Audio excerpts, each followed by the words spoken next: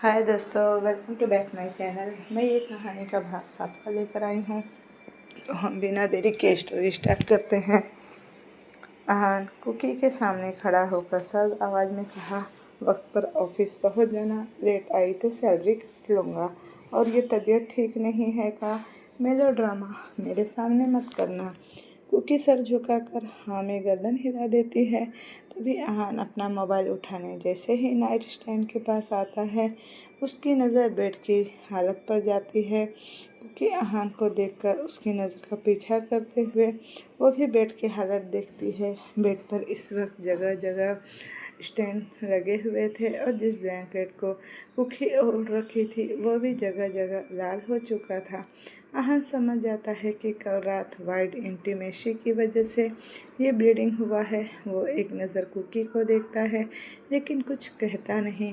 Cookie भी कुछ नहीं कहती और चुपचाप सर झुका लेती है, जैसे ये सब उसके लिए आम बात हो।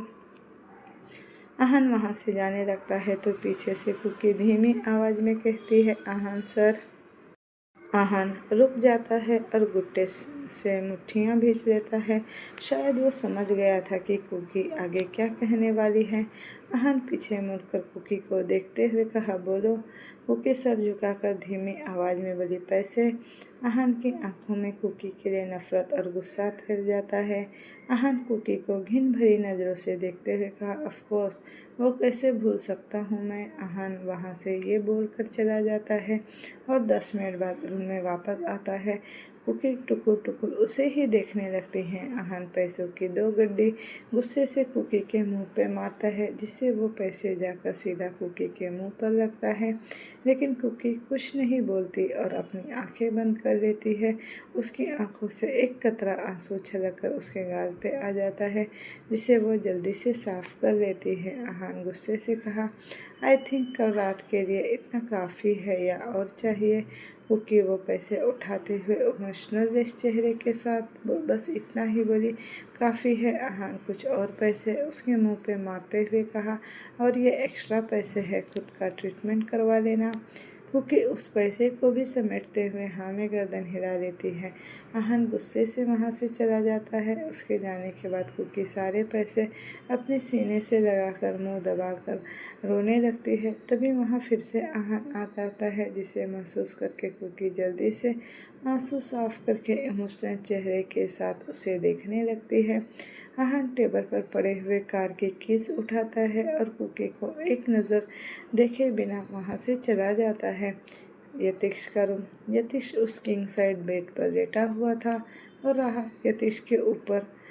राहा का सर यतीश के सीने चौड़े पर था और वो खरगोश की तरह यतीश के सीने में घुसे ही जा रही थी। नींद में भी यतीश राहा की कमर को पकड़कर खुद से चिपका रखा था। तभी राहा किसी छोटे खरगोश की तरह अपने चब्बी चिक्स को यतीश के सीने पर रब करती है, जिससे यतीश की नींद खुल जाती है। यतीश अपनी आंखें खोलता है तो उसकी नज़र सबसे पहले राहा के प्यारे से मासूम से चेहरे पर पड़ती है, जिसे देखकर यतीश के चेहरे पर एक प्यारी सी मुस्कान आ जाती है। तभी राहा फिर से किसी छोटे बच्चे की तरह यतीश के सीने पर अपना गाल रब करती है। यतीश घूरकर राहा को देखने लगता है। राहा के बालों की लटें बार बार उसके चेहरे पर आकर उसे परेशान कर रहे थे, जिससे राहा बार बार अपना चेहरा यतीश के सीने पर रब कर रही थी। यतीश राहा के छोटे से चेहरे को देखते हुए उसके चेहरे पर आ रहे बालों की लटें उसके कान के पीछे कर देता है और एक छोटी सी किस उसके माथे पर करता है। यतीश सॉफ्ट टोन में कहा, गुड मॉर्निंग प्रिंसेस। राहा नींद में भी मुस्कुरा देती है और यतीश के सीने पर अपना सर घुसाने लगती है। यतीश राहा के चेहरे को ऊपर करते हुए सॉफ्ट टोन में कहा, my first morning with you princess, just make it special. Yatish intensely राहा के माथे से उंगली फिराते हुए उसके नाक पर, फिर राहा के मुलायम होठों को अपनी उंगली से सहलाने लगता है। यतीश तिरछा मुस्कुराते हुए राहा के गर्दन को पीछे से पकड़कर अपने चेहरे के बेहद नज़दीक करता है और अपना होठ राहा के होठों से मिला देता है। राहा के गुलाब से चब्बी सॉफ्ट मुलायम होठों को छूकर यतीश के बदन में तो करंट दौड़ने लगता है। यतीश बस राहा के होठों को छू ही रहा था कि उसकी आंखें हैरानी से बड़ी हो जाती, क्योंकि राहा नींद में ही यतीश के होठ को जोर से सक करने लगते, जैसे ये उसका फेवरेट चॉकलेट हो। यतीश राहा के चेहरे को थोड़ा सा दूर करके उसे घूर कर देखता है और राहा अपने निचले होठ को काटते हुए अपनी जीभ पर होठ फिराने लगती है, जैसे उसका फेवरेट लॉलीपॉप उसे दूर हो गया हो। राहा मुंह बनाकर अपने होठ को इधर उधर करके यतीश के होठ को ढूंढने लगती है। फिर यतीश के चेहरे के नज़दीक जाकर फिर से उसके होठों पर अपने होठ रख देती है और उसे धीरे धीरे किस करने लगती है। यतीश की आंखें अब बड़ी हो जाती है। उसे अंदाज़ा नहीं था कि उसकी छोटी सी बीवी नींद में ऐसा भी कुछ कर सकती है। इधर राहा अपने चूहे जैसे दांतों से यतीश को बाइट कर रही थी। यतीश फिर से राहा से दूर हो जाता है और घूर कर राहा को देखता है। राहा अपने लिप्स पर होठ फिराते हुए अपने लिप्स को कर करती है और इधर उधर यतीश के लिप्स को ढूंढने लगती है। यतीश तिरछा मुस्कुराते हुए अपना चेहरा जानबूझकर दूसरी तरफ कर देता है। राहा को जब यतीश के होठ नहीं मिलते, वो पप्पी फेस बनाकर फिर से उसके सीने पर सर रखकर सो जाती है। यतीश तेरा मुस्कुराते हुए कहा, मेरी प्रिंसेस नींद में भी मुझे सेड्यूस कर रही है। यतीश एविल स्माइल करते हुए राहा के बालों पर अपनी उंगली फंसाकर उसके लिप्स पर अपने लिप्स रख देता है। बेचारा राहा फिर से शुरू हो जाती है। राहा शक करते हुए अपने चूहे जैसे दांतों से यतीश के होठों को काट लेती है। फिर यतीश झट से उससे दूर हो जाता है और अपने होठों पर उंगली रख देता है जहाँ से अब खून आ रहा था। यतीश गुस्से से घूर रहा था और राहा को देखते हुए कहा, श्री प्रिंसेस, ये मेरा होठ है, तेरा फेवरेट चॉकलेट नहीं, जिसे तुम बार बार काट रही हो। राहा तो नींद में थी। वो फिर से अपने होठ पर जीभ फिराने लगती है। इधर आहान जब पैलेस के अंदर आता है तो उसे हॉल में स्वामिनी जी मिल जाती है। इतनी सुबह सुबह आहान को बाहर से आते हुए देखकर स्वामिनी जी बोली, आहान, आप इतनी सुबह कहाँ से आ रहे हैं? क्या आप रात भर पैलेस में नहीं थे? आहान एक नज़र स्वामिनी जी की तरफ देखकर वहाँ से जाते हुए कहा, मॉम प्लीज़ हम बाद में बात करते हैं। आहान रूम में आकर अपना शर्ट निकालता है और काउच पर अपनी आंखें बंद करके बैठ जाता है। उसकी आंखों के सामने कुकी का चेहरा और उस खून के धब्बे घूमने लगते हैं। आहान झट से आंखें खोलकर हाँफने लगता है और उसके माथे पर पसीना आ जाता है। आहान मोबाइल निकालकर मैसेज टाइप करने लगता है, कुकी, आज ऑफिस आने की कोई ज़रूरत नहीं, तुम घर पर रेस्ट कर लेना। आहान वो मैसेज जैसे कुकी को सेंड करता है, तकरीबन 2 मिनट के बाद कुकी का रिप्लाई आता है, ओके सर। आहान मोबाइल फेंक कर वापस आंखें बंद करता है और इस बार कुछ और सीन्स उसके आंखों के सामने घूमने लगते हैं, जिसे आहान अपने हाथों की मुट्ठी भींच लेता है। आहान झट से आंखें खोल के मोबाइल उठाता है और मैसेज टाइप करने लगता है, कोई ज़रूरत नहीं घर में आराम फरमाने की, चुपचाप वक्त पर ऑफिस आ जाना। उधर से कुकी का फिर रिप्लाई आता है, ओके सर। आहान गुस्से से मोबाइल फेंक देता है और कहा, तुम यही डिज़र्व करती हो।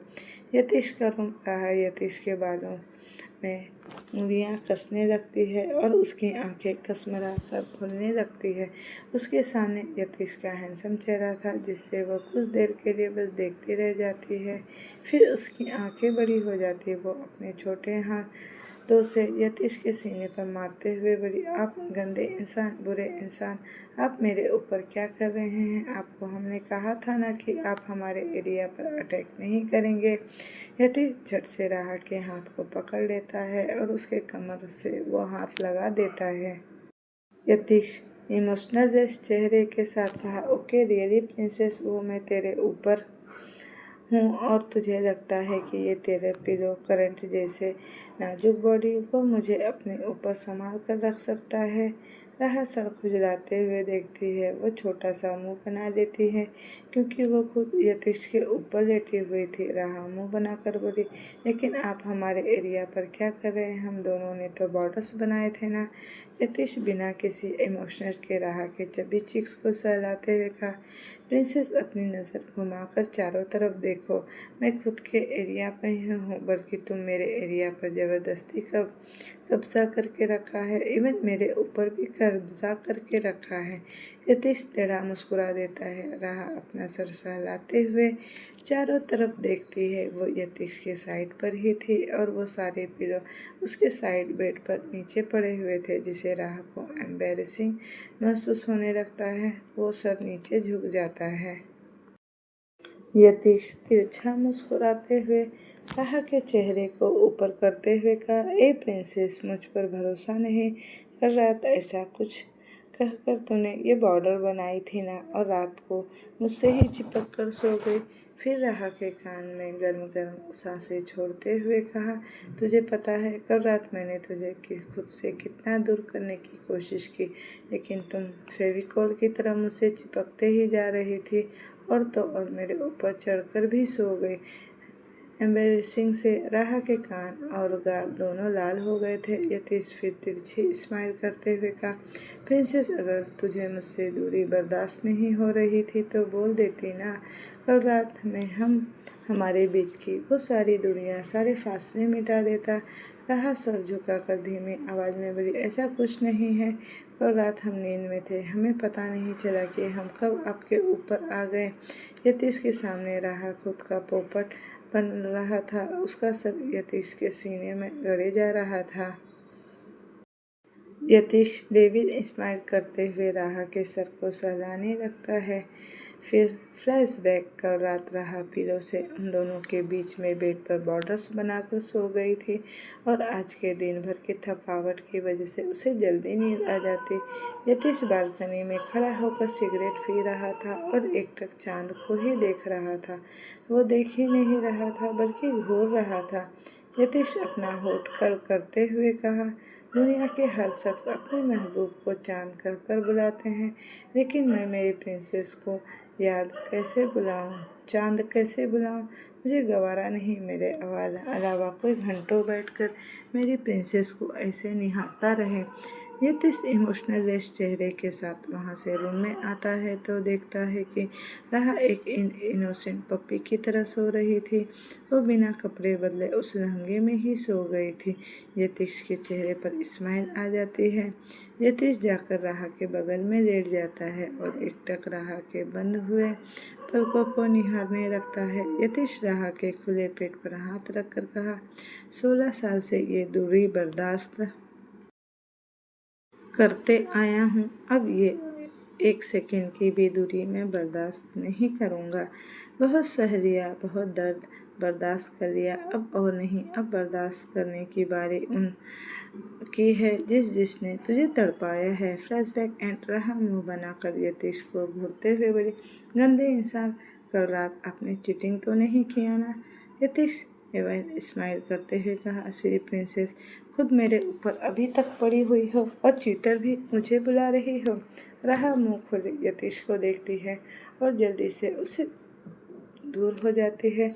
यतीश तिरछा मुस्कुराकर देखता है। राह तिरछी नज़रों से यतीश को देखती है और खुद में बुदबुदाते हुए बोली, गंदे इंसान, बुरे इंसान। यतीश फिर से राह को अपने ऊपर खींचते हुए कहा, कल मेरी बाहों में नींद कैसी आई प्रिंसेस? राह के गाल गुलाबी हो जाते हैं क्योंकि उससे लग रहा था कि वो खुद भी बुदबुदाए जाकर यतीश की बाहों में सो गई थी, लेकिन नींद तो उसे सुकून की ही आई थी। राह बस सर झुकाकर हाँ हिला देती है। राह की नज़र यतीश के होठों पर जाती है, जहाँ पर इस वक्त कट लगे हुए थे। राह यतीश के होठों को एकटक देखते हुए मासूमियत से बोली, ये आपके होठों पर क्या हुआ है? यतीश घूरकर राह को देखते हुए कहा, किसी कीड़े ने काट लिया है। राह लापरवाही से यतीश के होठों को एक उंगली से टच करके कहा, लगता है काफ़ी जहरीला कीड़ा था। राह यतीश के लिप्स को टच करके जल्दी से अपना हाथ हटा लेती है। यतीश तिरछा मुस्कुराते कहा, आई विश वो कीड़ा हर रोज़ ये लिप्स को ऐसे ही काटे। राहा मुँह फाड़े यतीश के चेहरे को देखते हुए कहा, हाँ ये कैसा विश है आपकी? तभी राहा की नज़र अपने कपड़ों पर जाती है। वो अपने कपड़े बदला हुआ देखकर वो हैरानी से यतीश को देखती है। वो कहती है, मम्मा मेरे कपड़े किसने बदले? राहा हैरानी से हकलाते हुए बोली, मैंने। यतीश कैजुअल कहा। राहा आंखें बड़ी करके उसे देखने लगती है। आप हमारे साथ ऐसा कैसे कर सकते हैं? ये सब करने से पहले क्या आपने हमारी परमिशन लिया था? राहा की अब आंखें नम हो जाती है और वो जोर से अपने शर्ट को मुट्ठी में भर लेती है। हमारी डेडिकेटेड प्रिंसेस, क्या ये सब करने से पहले मुझे तेरी परमिशन की ज़रूरत है? After all you are my wife princess. Well don't worry, सिर्फ मैंने देखा है और किसी ने नहीं। यतीश ये बोलकर अपनी आई विंग करके कहा। राहा के गाल अब लाल हो जाते हैं। बट एक बात तो माननी पड़ेगी, your body is perfect. Not काफ़ी अच्छे से मेंटेन कर रखा है तूने खुद को। 32 वेस्ट 8 चेस्ट एंड 32। यतीश इतना कहकर अपनी बात अधूरी छोड़ देता है। बेचारी राहा तो शर्म से बुरा हाल हो रहा था। इसे 0 फिगर कहते हैं प्रिंसेस। यतीश की बेशर्मी भरी बातें सुनकर राहा अपनी नज़रें इधर उधर कर रही थी। यतीश मुस्कुराते हुए राहा के होठों के करीब बढ़ने लगता है, जिससे राहा अपनी आंखें बड़ी बड़ी करके यतीश को धक्का देते हुए और जल्दी से बेड से खड़ी होकर दौड़ते हुए भाग जाती है। राहा वहाँ से जाते हुए बोली, ए गंदे इंसान। यतीश छोटा सा स्माइल किए कहा, सिरी प्रिंसेस। थोड़ी देर बाद यतीश काउच पर बैठकर अपने लैपटॉप पर कुछ काम कर रहा था। उसके दोनों पैर आगे की टेबल पर था। तभी उसका डोर नॉक होता है। यतीश लैपटॉप को साइड में रखकर जाकर डोर ओपन करता है तो सामने पीहू खड़ी थी। उसके चेहरे पर एक मुस्कुराहट थी। पीहू मुस्कुराते हुए बोली, गुड मॉर्निंग भाई। यतीश बिना किसी इमोशन के सर हिला देता है।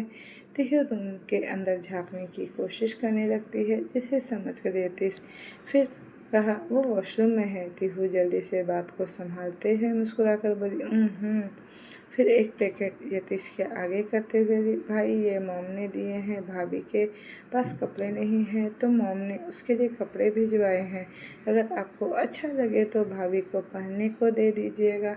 यतीश बैग को लेते हुए बस इतना ही कहा, और दरवाज़ा बंद कर देता है। और दरवाज़ा जैसे ही बंद करने वाला था, तीहू फिर से बोली, भाई इसमें भाभी के लिए फ्रॉक सूट है।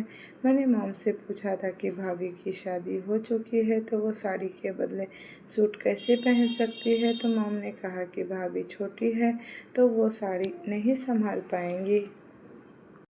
तीहू बोल तो यतीश को रही थी, लेकिन उसकी नज़र रूम के अंदर ही झांक रही थी। जैसे घूरते हुए तीहू को देखकर कहा, ओके। यतीश फिर से डोर बंद करने वाला ही था कि तीहू फिर से मुस्कुराते हुए, भाई आप क्या चाहते हैं? भाभी साड़ी पहने या फिर सूट? तीहू फिर से रूम के अंदर झांक कर देखने लगती है। यतीश तीहू की हरकतों को देखकर कोल्ड वॉइस में कहा, क्या चाहिए तुझे? तीहू सर झुकाकर धीमी आवाज़ में बोली, भाभी। फिर थोड़ा रुककर बोली, मैं भाभी को अपने साथ नीचे लेकर जाना चाहती हूँ। यतीश घूर कर तीहू को देखता है, फिर सॉफ्ट टोन में कहा, वो बात ले रही है, थोड़ी देर में आ जाएगी। तीहू की आंखों में चमक आ जाती है। तीहू एक्साइटेड होकर बोली, भाभी को जल्दी नीचे ले आना। तीहू मुस्कुराते हुए वहाँ से चली जाती है।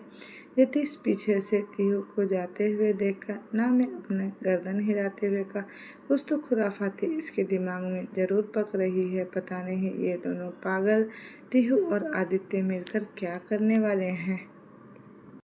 यतीश अपने मन में ये बोलकर दरवाज़ा बंद कर देता है और उस पैकेट की तरफ देखते हुए उसके चेहरे पर एक प्यारी सी स्माइल आ जाती है। थोड़ी देर बाद यतीश अपने लैपटॉप में बिजी था कि एक प्यारी सी आवाज़ उसके कान में पड़ती है, ए जी सुनिए। यतीश तिरछा मुस्कुराते हुए बेड पर रखे उस कपड़े को एक नज़र देखता है और फिर अपने लैपटॉप पर उंगली चलाते हुए कहा, जी कहिए। रहा इस वक्त वॉशरूम के अंदर थी और चूहे की तरह अपना सर निकालकर यतीश को देख रही थी। राहा फिर से आवाज़ में बोली, हमारे पास कपड़े नहीं हैं। यतीश लैपटॉप पर अपनी नज़रें गड़ाए हुए कहा, मॉम ने तुम्हारे लिए कपड़े भेजे हैं, बेड पर रखा है, आकर पहन लो। राहा की आंखें अब बड़ी हो जाती है। वो मुंह फाड़े यतीश को देखते हुए बोली, हम बिना कपड़ों के कैसे बाहर आ सकते हैं? यतीश टेढ़ा मुस्कुराते हुए कहा, सिर्फ मैंने तुम्हें ऐसे बिना कपड़ों के देखने वाला हूँ प्रिंसेस। वैसे भी इस रूम में मेरे अलावा कोई और नहीं है जो तुम्हें देख सके। राहा मुंह बनाकर थोड़ी तेज आवाज़ में बोली, गंदे इंसान। राहा फिर रिक्वेस्ट करते हुए, प्लीज़ हमारे कपड़े ला दीजिए ना। यतीश एक नज़र राहा के चेहरे को देखकर कहा, नो नो एट ऑल। राहा रोंदू सा शक्ल बनाकर बोली, लेकिन क्यों? यतीश तिरछा मुस्कुराते हुए कहा, मूड नहीं है। राहा इरिटेट होते हुए बोली, भला ये कैसा रीज़न है कि आपका मूड नहीं है तो हमारे कपड़े नहीं देंगे? यतीश अपने कंधे उचका देता है। राहा के आंखों से अब आंसू आने को ही हो गया था कि राहा रूंधे गले से बोली, प्लीज़ ला दीजिए ना, हम ऐसे कैसे बाहर आ सकते हैं? यतीश डेविड स्माइल करते हुए वो पैकेट उठाता है और राहा की तरफ चल देता है। यहाँ एक चैन की सांस लेते हुए राहा जैसे ही यतीश के हाथ से वो पैकेट लेने वाली थी कि यतीश पैकेट दूर कर देता है। यतीश राहा के चेहरे को देखते हुए कहा, तूने कहा कि तुम बाहर नहीं आ सकते, लेकिन मैं तो अंदर आ सकता हूँ ना। राहा हैरानी से यतीश को देखती है और यतीश धड़ाम से वॉशरूम का डोर ओपन करके अंदर घुस जाता है। राहा डरते हुए पीछे होते हुए बोली, गंदे इंसान, हमारे पास मत आना। यतीश इंटेंशनली राहा को देख रहा था। इस वक्त राहा एक टॉवेल से लिपटी हुई थी जो उसकी थाई तक ही आ रही थी। उसके गीले बालों से पानी टपक कर उस टॉवेल में कहीं खो सा रहा था। राहा पीछे होते हुए जाकर दीवार से लग जाती है और यतीश राहा के नज़दीक जाकर उसके दोनों तरफ हाथ रखकर खड़ा हो जाता है। अब डर से राहा के मुंह से चू तक नहीं निकल रही थी और राहा को ऐसा देखकर यतीश खुद पर से कंट्रोल खो रहा था। यतीश राहा को देखते हुए एक झटके से उसके दोनों हाथ नीचे दीवार पर ब्लॉक कर देता है और उसके गले पर होठ फिराने लगता है। राहा की सांसें भारी हो जाती है और उसका दिल जोरों से धड़कने लगता है। राहा की आंखों से आंसू आ जाते हैं। राहा रूंधे गले से बोली, एक बार हमारी बात समझने की कोशिश कीजिए, हम इन सब के लिए तैयार बिल्कुल नहीं है। लेकिन यतीश उसकी एक बात नहीं सुनता। वो वही कर रहा था जो उसका मन करने को बोल रहा था। यतीश पलट राहा को पलट देता है और उसके गर्दन से बाल हटाकर पैशनेट होकर उसके गर्दन पर किस करने लगता है और उसके गर्दन पर अपने होठ रगड़ते हुए उसकी पीठ पर किस करने लगता है। राहा सिसकते हुए रोने लगती है क्योंकि यतीश उसकी बात सुनने को तैयार नहीं था। यतीश राहा को दीवार से लगा देता है, उसके चब्बी चिक्स पर होठ रगड़ते हुए उसे किस करने लगता है और एक हाथ से राहा के टॉवेल को उसके क्लीवेज से नीचे सरका देता है। यतीश जैसे ही राहा के क्लीवेज पर अपना होठ रखता है, राहा रोते हुए यतीश के सीने पर अपना दोनों हाथ रखती है और यतीश को दूर धक्का दे देती है। लेकिन राहा के धक्का देने से उसका टॉवेल खुलकर यतीश के हाथों में आ जाता है और राहा उस टॉवेल से आज़ाद हो जाती है। राहा जल्दी से एक कर्टन्स को खींचकर अपने बदन को ढक लेती है और सर झुकाकर जोर जोर से रोने लगती है। यतीश अपने बालों पर हाथ फेरते हुए कहा, ओ गॉड, ये क्या हो गया? यतीश जोर से अपनी आंखों को बंद कर लेता है और उस टॉवेल को कसकर पकड़ लेता है और अपना चेहरा दूसरी तरफ करके राहा की तरफ टॉवेल बढ़ा देता है। राहा सुबकते हुए टॉवेल लेती है और खुद को टॉवेल से कवर कर लेती है। वहाँ पर कपड़े हैं, पहन लो। यतीश इतना बोलकर वॉशरूम से बाहर चला जाता है। करीब आधे घंटे तक राहा वॉशरूम से निकलती ही नहीं। यतीश को थोड़ा अजीब लगता है तो वो वॉशरूम की डोर पर नॉक करते हुए कहा, hey you are ready, come fast. अंदर से राहा का कोई रिस्पॉन्स नहीं आ रहा था। यतीश दोबारा से डोर नॉक करके कहा, आर यू देयर प्रिंसेस। इस बार वॉशरूम के अंदर से राहा की सुबकने की आवाज़ आई, हमें साड़ी पहनना नहीं आता। यतीश अपना सिर पर हाथ पीट लेता है, मैं आई हेल्प यू। यतीश ने कहा, नहीं नहीं, आप तीहू या आंटी को बुला दीजिए। राहा अंदर से धीरे से बोली, मेरे रूम में किसी को आने की परमिशन नहीं है प्रिंसेस। इधर यतीश बोल रहा था, इधर राहा डरते हुए अपने नाखून चबा रही थी। अगर तुम चाहो तो मुझसे मदद ले सकती हो, यतीश ने कहा। नहीं नहीं चाहिए हमें आपकी मदद, हम खुद से पहन लेंगे, राहा धीमी आवाज़ में बोली। यतीश बिना कुछ कहे वहाँ से चला जाता है। करीब 15 मिनट बाद राहा बेबसी से बोली, नहीं हो रहा है हमसे। यतीश जो रूम में ही था, उसे राहा की हालत पर हंसी आ रही थी। प्लीज़ हमारी मदद कर दीजिए ना, राहा धीमी स्वर में बोली। I want you any problem princess, Yatish बोला। इस पर राहा कुछ नहीं कहती। तभी धीरे से वॉशरूम का डोर ओपन होता है और राहा धीमे कदमों से बाहर आती है। यतीश काउच पर बैठकर उसे एक नज़र देखता है। उसे जैसे तैसे साड़ी को अपने ऊपर लपेट रखा था और खुद में वो सिमटती जा रही थी। यतीश उसकी तरफ बढ़ने लगता है, जिसे देखकर राहा की सांसें तेज हो जाती है।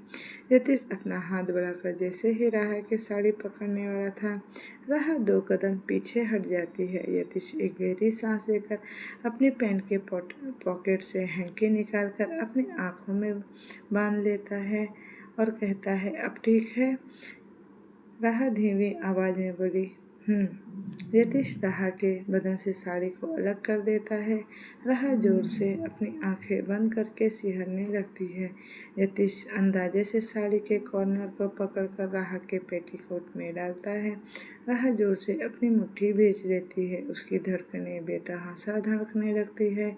यतीश राहा के साड़ी के पल्लू को उसके कंधे पर टक करता है और उसके प्लेट्स बनाता है। राहा के हाथ में थमा देता है। तभी उसका हाथ राहा के पेट में लगता है। राहा ठिठक उठती है। यतीश राहा के सामने एक घुटनों के बल बैठ जाता है और उसकी प्लेटिंग की सेटिंग करता है और अपनी हैंकी को अपनी आंखों से निकाल देता है। स्काई ब्लू कलर की साड़ी में राहा कमाल की खूबसूरत लग रही थी। एक पल के लिए यतीश की नज़र भी उस पर ही ठहर जाती है, लेकिन दूसरे ही पल उसका चेहरा सर्द हो जाता है, क्योंकि राहा की आंखों से आंसू बह रहे थे। यतीश गुस्से से चिल्लाते हुए कहा, आउट! राहा उसकी आवाज़ सुनकर कांप उठती है और उसका रोना तेज हो जाता है। यतीश चिल्लाकर कहा, आई सेड आउट! राहा दौड़ते हुए वहाँ से चली जाती है। इधर यतीश गुस्से से मुट्ठी भींचकर खड़ा था। वो जोर से दीवार पर एक पंच मारते हुए कहा, डैम इट! जब तू उसके पास होता है तो क्यों भूल जाता है कि वो अभी बहुत छोटी है। वो तुझे हैंडल नहीं कर पाएगी, वो तेरी पैशनेट हरकतें को नहीं झेल पाएगी। यतीश फिर से दीवार पर एक पंच मारते हुए कहा, अभी वो 18 साल की भी नहीं हुई है, क्यों तू मरे जा रहा है उसके करीब जाने के लिए। यतीश फिर अपने सिर के बालों पर हाथ फेरते हुए कहा, क्यों मैं खुद को उसके करीब आने से कंट्रोल नहीं कर पाता, क्यों उससे देखकर उसके दामन से लिपटने का मन करता है। मुझे उससे दूर रहना होगा, मुझे खुद पर कंट्रोल करना होगा। इधर रूम के बाहर फर्श पर अपने घुटनों में सर झुकाकर बैठी हुई थी और अपने घुटनों को दोनों हाथ से पकड़ कर बैठी हुई थी। राहा मुंह दबाकर रो रही थी। तभी उसके कंधे पर किसी का हाथ महसूस होता है। राहा भीगी पलकों से सर उठाकर देखती है तो सामने तीहू खड़ी थी। राहा के आंखों में मोटे आंसू देखकर तीहू जल्दी से राहा के पास बैठ जाती है और बोली, भाभी भाभी अब क्यों रो रही है।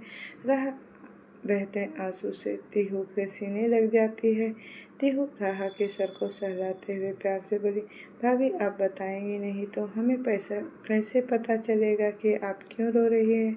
लेकिन राहा कुछ नहीं बोलती और मुंह दबाकर सिसकने लगती है।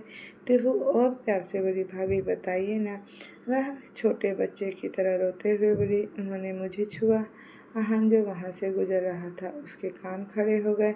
वो राहा के पास आकर पंजों के बल बैठकर सर्द आवाज़ में कहा, भाभी आपने अभी क्या कहा।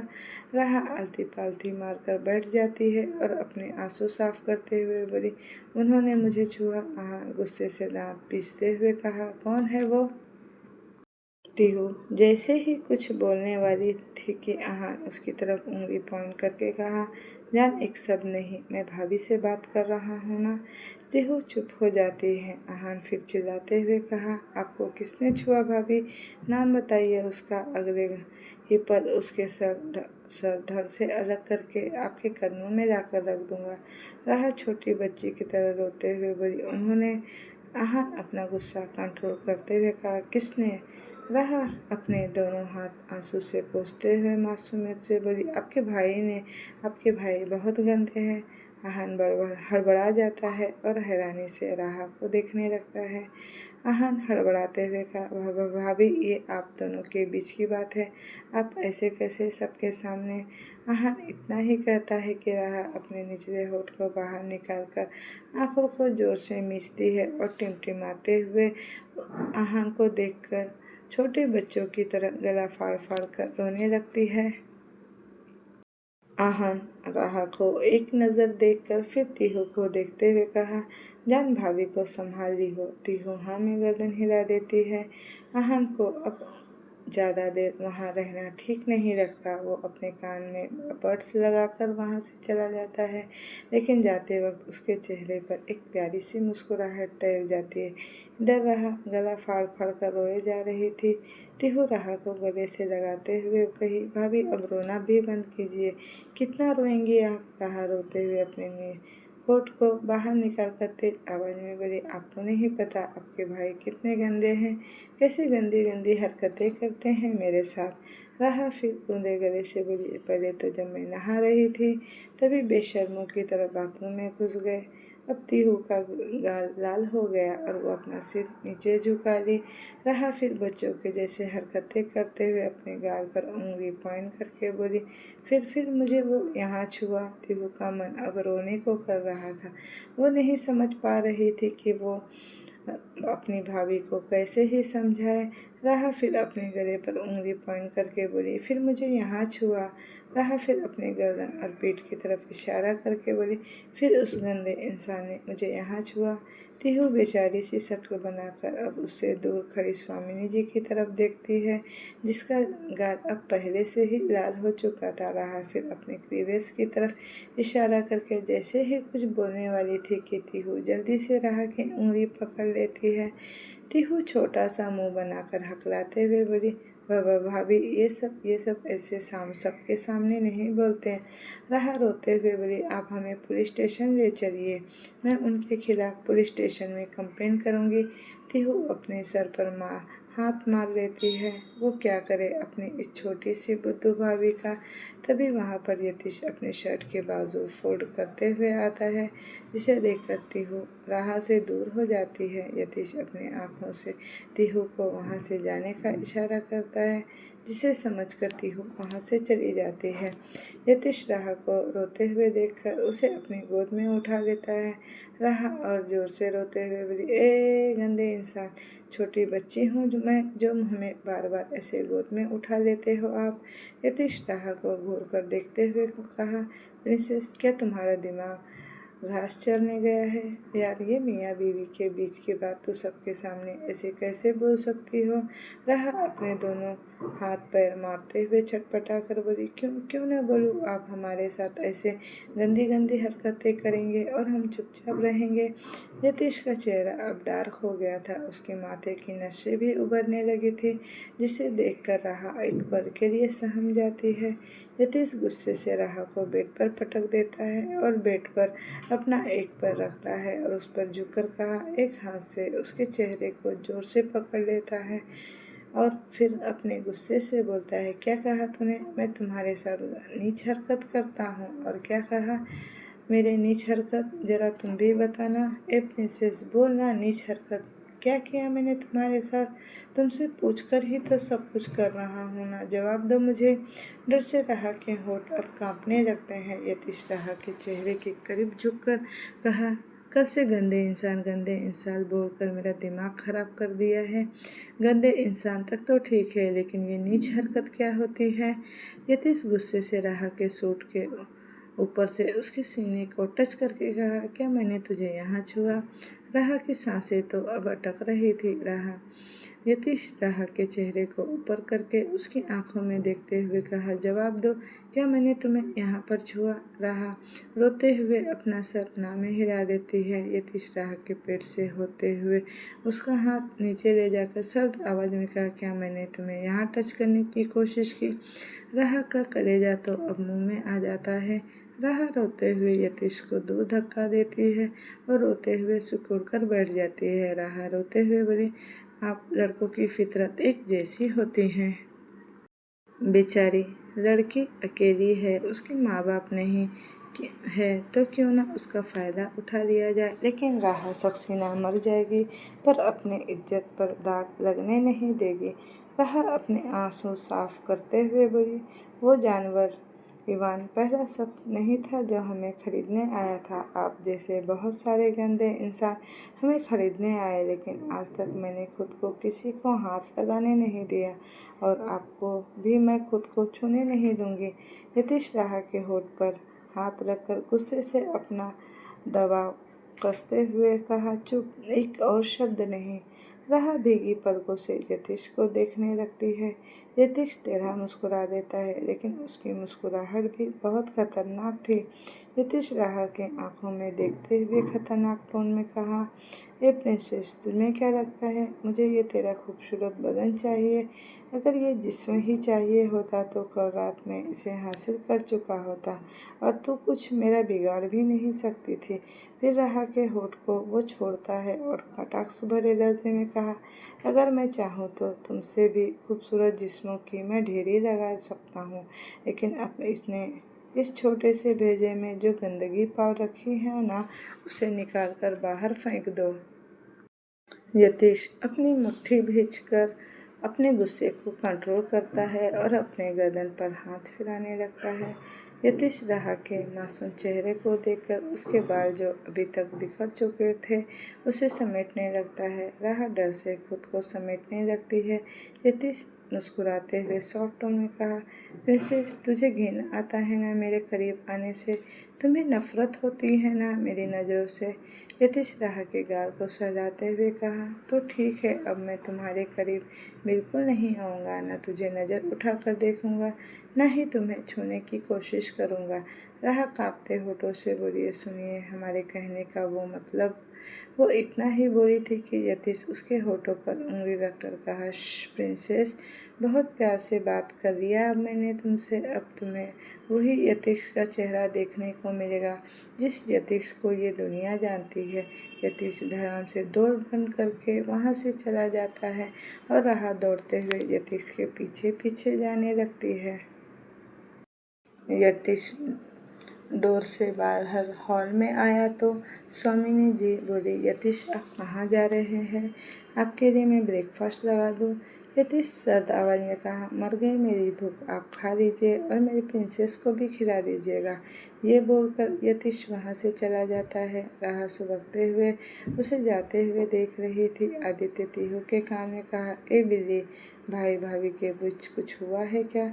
भाई क्यों गुस्से से गुब्बारा बनकर यहाँ से गए हैं? तीहू धुबी आवाज़ में बोली, भाभी ने भाई पर गलत इल्जाम लगाया है। आदित्य की आंखें बड़ी हो गई, ये चूहिया भाभी तो हमारे सारे प्लान्स ही चौपट कर दी। तभी आदित्य कान में एक कड़क आवाज़ आती है, आदि कम फास्ट। यतीश ने कहा। आदित्य जल्दी से खड़ा होता है और बोला, भाई मैं ब्रेकफास्ट करके आऊँ क्या? आहान आदित्य के सर पर मारते हुए कहा, अगर चप्पल नहीं खानी है तो चुपचाप भाई के साथ चला जा। आदित्य मुंह बनाकर वहाँ से चला जाता है। आहान धीरे से हंसते हुए कहा, 17 साल की बच्ची से शादी करेंगे तो यही नतीजा निकलेगा ना? तीहू भी हंस पड़ती है। स्वामिनी जी आहान को देखते हुए बोली, आहान, अब आपके लिए नाश्ता तो लगा दूँ? आहान खड़ा होकर अपना जैकेट ठीक करते हुए कहा, नो मॉम। यतीश भाई और आदि दोनों बिना खाए चले गए, मैं भी ऑफिस के कैंटीन में ही कुछ खा लूँगा। ये बोलकर आहान भी वहाँ से चला जाता है। स्वामी जी तीहू को देखते तिहु भी खड़ी होकर बोली, मॉम मैं भी कॉलेज के कैंटीन में ही कुछ खा लूँगी। वो भी वहाँ से चली जाती है। ये बोलकर इस वक्त वहाँ पर सिर्फ दादा दादी, स्वामिनी जी और राहा ही थे। राहा सर झुकाकर रो रही थी। उसकी वजह से सब भूखे पेट ही घर से चले गए थे। स्वामिनी जी प्यार से राहा की आंखों से आंसू पोंछते हुए बोली, चलिए अब आप भी नाश्ता कर लीजिए। राहा रूंधे गले से बोली, नहीं माँ, हमारी वजह से वो खाना खाए बिना ही यहाँ से चले गए। दादी प्यार से राहा को अपने पास बुलाकर बोली, राहा यहाँ हमारे पास तो आइए। राहा मासूम बच्ची की तरह जाकर दादा दादी के बीच में बैठ जाती है। दादी राहा के सर पर हाथ रखकर बोली, राहा बेटा, मेरा पोता बुरा नहीं है, लेकिन गुस्सा हमेशा उसके नाक पर रहता है। फिर राहा के सिर को अपने गोद में रखकर बोली, 11 साल का था हमारा यतीश जब उसने इस पूरी घर की रिस्पॉन्सिबिलिटी का जिम्मा अपने सर पर ले लिया था। अपनी माँ के साथ हुए उस हादसे के बाद उसने अपनी माँ को भी संभाला। इस बीच वो अपनी हालत पर जूझता रहा। अपने भाई की ज़रूरतों को पूरा करने के चक्कर में खुद की ज़िंदगी जीना ही भूल गया। दादी जी फिर रूंधे गले से बोली, अपने भाई बहन के लिए वो बाप बनकर खड़ा हो गया। हमारे लिए बुढ़ापे की लाठी, अपनी माँ के लिए एक सुरक्षित दीवार, लेकिन उससे सहारा देने वाला कोई नहीं था। स्वामिनी जी की भी आंखों में अब आंसू छलक आए। स्वामिनी जी भर्राए गले से बोले, जिस उम्र में लोग अपने माता पिता से नखरे करके अपनी शौक पूरी करते हैं, उस 11 साल की उम्र में एक छोटा सा बच्चा अपने भाई बहन के नखरे उठाने लगा। दादी जी बोली, हमें नहीं पता आपकी शादी किस हालात में हुई और ये शादी उसने क्यों की, लेकिन इस शादी के पीछे कोई न कोई वजह तो ज़रूर होगी। शायद वो आपसे प्यार करने लगा हो और उसके बदले वो भी आपसे प्यार पाना चाहता हो। स्वामिनी जी फिर राहा के गाल को छूते हुए बोली, देखना यतीश आपके हर नखरे उठाएगा।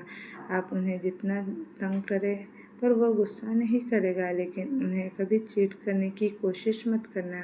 उन्हें धोखे से सख्त नफरत है। राहा दादी के गोद में सुबकते हुए बोली, लेकिन दादी जी, हमने तो बस उनसे थोड़ा सा मोहलत ही मांगा था ताकि हम ये रिश्ते को अपना सके, लेकिन वो सिर्फ अपनी मनमानी करते हैं। शायद उसके पास सब्र नहीं है आपको मोहलत देने के लिए। दादी राहा के सर पर हाथ फेरते हुए बोली।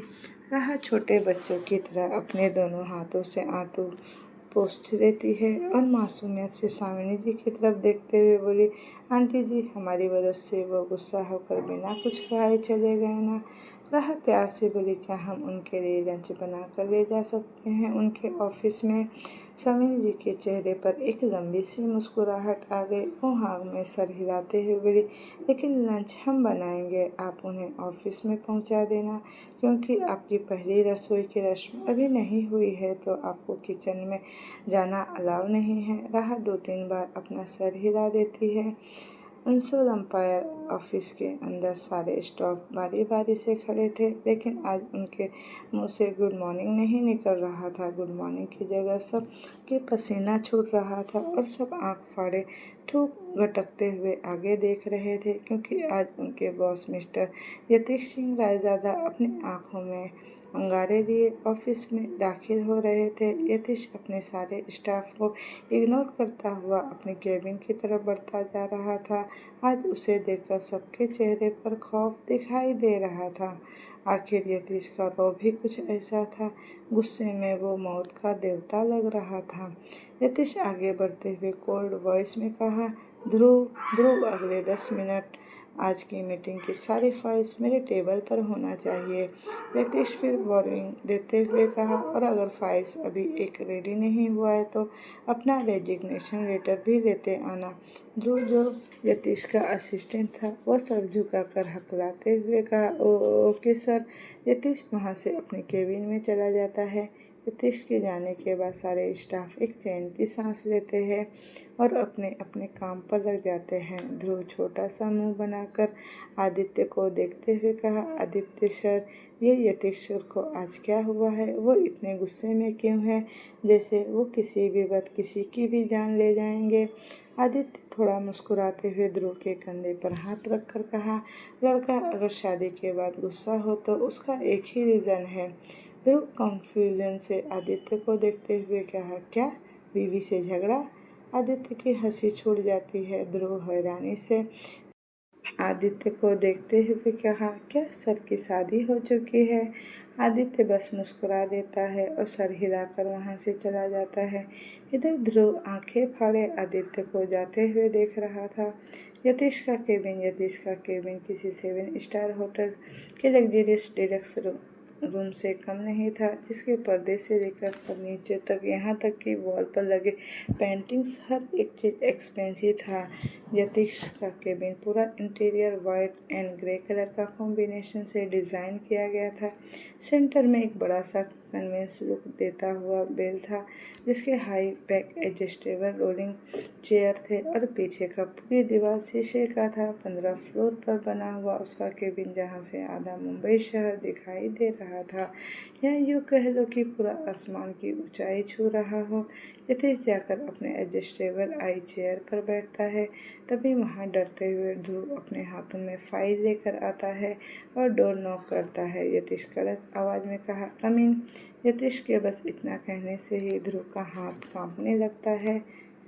ध्रुव अपना दोनों हाथ जोड़कर कहा, भगवान, आज मेरे जॉब तो आपके हाथों में, मुझ पर अपनी कृपा बनाए रखना और इस वक्त इस बला को दो कार आइस पैक का आशीर्वाद दे देना। जब देखो तब मेरा भेजा गर्म और सर सटकाए रहता है। सर का नाम तो यतीश सिंह रायजादा से गब्बर सिंह रायजादा होना चाहिए था। ध्रुव यतीश को कोसते हुए कहता है। ध्रुव डोर ओपन करके अंदर आता है और यतीश के सामने वो सर झुकाकर खड़ा हो जाता है। यतीश टेबल पर रखे पेपर वेट को अपने हाथों से घुमाते हुए सर्द आवाज़ में कहा, आज का क्या शेड्यूल है ध्रुव? ध्रुव 3 फाइल यतीश के आगे बढ़ाते हुए कहा, सर आज आपकी 3 मीटिंग्स है और अभी 1 घंटे बाद बोर्ड मीटिंग है। यतीश पेपर वेट घुमाते हुए बस इतना ही कहा। फिर कुछ सोचते हुए कोल्ड वॉइस में कहा, 2 मीटिंग मैंने पोस्टपोन किए थे ना? यस सर, एक माथुर ग्रुप के साथ और एक अग्निहोत्री ग्रुप के साथ। वो मीटिंग कल थी तो आज होनी चाहिए, ध्रुव बोला। यस सर, यतीश सर्द आवाज़ में कहा। उसकी प्रीपोन करवाए, वो मीटिंग आज होनी चाहिए, ध्रुव मुँह फाड़े कहा। व्हाट सर, पर क्यों? यतीश घूर कर ध्रुव को देखता है। ध्रुव बात संभालते हुए कहा, सर मेरा मतलब सारी मीटिंग अटेस्ट करने में आपको शाम हो जाएगी। यतीश घूर कर ध्रुव को देखते हुए कहा, मिस्टर ध्रुव, मैंने आपसे आपके सो कॉल्ड सजेशन नहीं पूछा है। ध्रुव सर झुकाकर कहा, सॉरी सर। यतीश अपना लैपटॉप ऑन करते हुए कहा, अग्निहोत्री और माथुर को इन्फॉर्म करो कि मीटिंग आज ही होगी। ध्रुव ओके सर कहकर अपना सिर झुका लेता है और वहाँ से चला जाता है। तो दोस्तों, ये कहानी आज मैं यहीं तक रहने देती हूँ। इसका नेक्स्ट पार्ट मैं जल्द ही लेकर आऊँगी। अगर आपको मेरी स्टोरी अच्छी लग रही हो और आपको इसी तरह की स्टोरी चाहिए तो मेरे चैनल को लाइक, शेयर एंड सब्सक्राइब ज़रूर कीजिएगा और कमेंट करके भी बताइएगा कि आपको स्टोरी कैसी लग रही है। Thank you for watching. Bye bye.